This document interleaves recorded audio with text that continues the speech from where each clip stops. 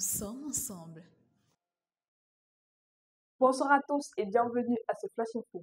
Séisme politique, Issa Tiroma Bakari a déposé sa lettre de démission.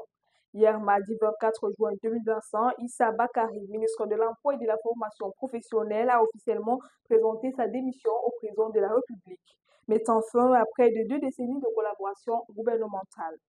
Figure politique emblématique du septentrion, Tiroma quitte le navire à un moment charnière à seulement 4 mois des élections présidentielles. Une rupture lourde de sens, d'autant plus qu'il avait récemment multiplié des critiques contre le pouvoir en place, notamment depuis son bastillon de Garoua, dénonçant ainsi publiquement le manque de justice sociale. Le directeur de l'hôpital Lakentini porte à la connaissance du public que suite à une intoxication alimentaire massive survenue au quartier Nouvelle à Douala, nous enregistrons 2 cas de décès dont 105 personnes ont été conduites à l'hôpital. Ce mardi 24 juin 2025 aux environs de 16 heures.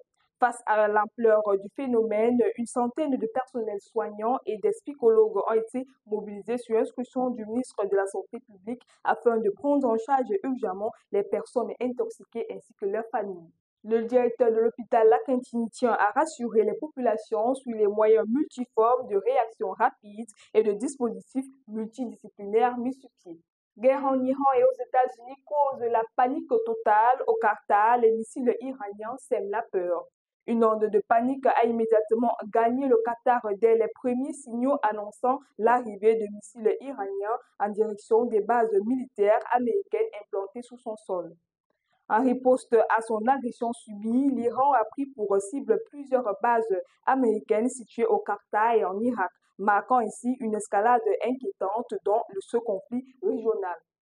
Le risque est désormais grand, un cycle incontrôlable de représailles pourrait s'enclencher, entraînant avec lui son cortège de souffrances et comme toujours dans les guerres modernes, les premières victimes seront les populations ciblées. La colombe sportive du Dia Elobo décroche sa licence CAF. Le champion du Cameroun représentera fièrement le pays en Ligue des champions CAF 2024-2025. Un travail salué par la Confédération africaine de football, le Sud peut être fier. Le dossier a été validé par la FECAFOOT tant au niveau des infrastructures, de l'organisation, des finances et de l'encadrement administratif. Un triplé historique pour la Colombe, championnat, Coupe du Cameroun, trophée des champions. Une montée en puissance impressionnante pour le club du Dia Elobo qui vise désormais haut sur le continent africain. Et c'est tout pour ce point d'actualité, mesdames et messieurs. Merci de nous avoir suivis et restez connectés sur les antennes de Campus TV.